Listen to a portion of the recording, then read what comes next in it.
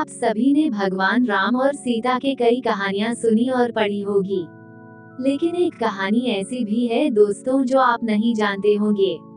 वो माता सीता को श्री राम ने एक तोते की वजह से त्याग दिया था। तो आज दोस्तों हम आपको बताएंगे। चलिए शुरू करते हैं। एक समय की बात है जब माता सीता अपने महल के बगीचे में घूम रही थी। वो बहुत देर तक फूलों को देखती रही और अपनी सखियों के साथ क्रीड़ा करती हुई एक पेड़ के नीचे बैठ जाती है। उस पेड़ पर एक तोते का एक बहुत आकर्षक जोड़ा पत्नी पत्नी आकर बैठ गए और बातें करने लगे। दोस्तों अगर चैनल पर नए हैं तो चैनल को सब्सक्राइब कर लीजिए। तोता और तोती ने पेड़ पर बैठे बातें कर ही रहे थे कि तोती बोली, क्या आपको पता है कि अयोध्या में भगवान राम का जन्म हो चुका है? यही वो श्री राम है जिनका विवाह मिथिला की राजकुमारी सीता से संपन्न होगा। तोता बोला, हाँ पता है कि श्री राम का विवाह सीता माता से होगा। यही श्री राम इस धरती पर 11,000 वर्ष तक राज भी करेंगे और हिंदू धर्म की स्थापना करेंगे। सीता जी के पिता राजा जनक स्वयंवर आयोजन करेंगे। इस स्वयंवर में खूब सारे राजा महाराजा दूर दूर से आएंगे। वो सभी राजा महाराजा राजा जनक द्वारा रखे गए शिव धनुष को तोड़ने में असमर्थ होंगे। फिर दशरथ के पुत्र श्री राम उस धनुष को तोड़ेंगे और सीता जी उनको वरमाला पहना देगी। पेड़ के नीचे बैठी देवी सीता उन दोनों की बातों को ध्यानपूर्वक सुन रही थी। सीता जी को बहुत उत्सुकता हुई अपने भविष्य को जानने की। माता सीता उन दोनों के पास गई। जब उन दोनों ने सीता माता को आते हुए देखा तो वो दोनों डर गए।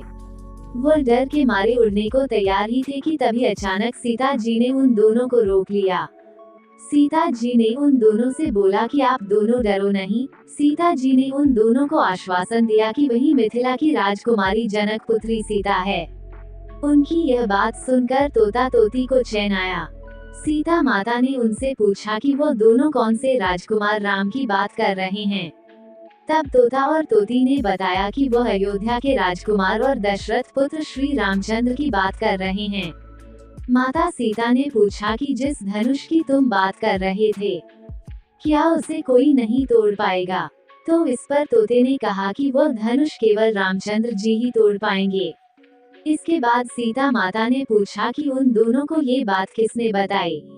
तो तोता और तोती ने कहा कि उन दोनों को ये कथा महर्षि वाल्मीकि ने सुनाई।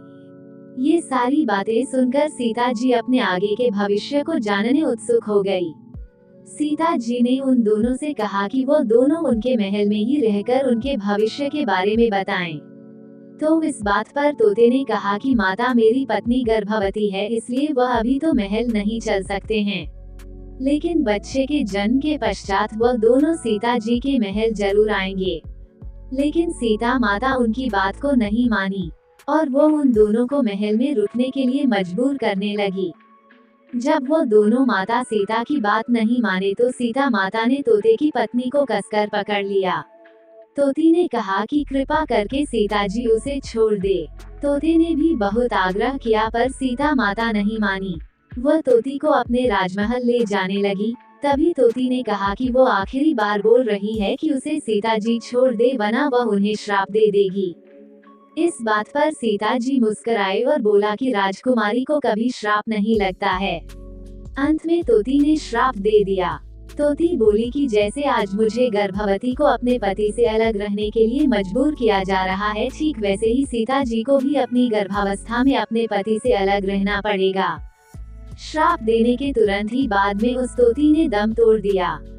तोते को अपनी पत्नी का मृत्यु बर्दाश्त नहीं कर पाया। तोते ने भी सीता जी को श्राप दे दिया कि आने वाले समय में वह तोता ही एक इंसान के रूप में जन्म लेगा और वही श्री राम को सीता जी को महल से निष्कासित करने के लिए बाध्य करेगा। सीता जी ने हाथ जोड़कर विनती की कि वह अपना श्राप वापस ले ले, लेकिन तोते ने एक भी नहीं सुनी और वो वहां से निराश होकर उड़ गया। ये तोता वही धोबी था जिसकी वजह से माता सीता को महल छोड़कर जाना पड़ा था। दोस्तों कैसी लगी आपको ये जानकारी? अच्छी लगी तो वीडियो को लाइक करें और चैनल को सब्सक्राइब करके बेल आइकन दबाएं। धन्यवाद। जय श्री राम।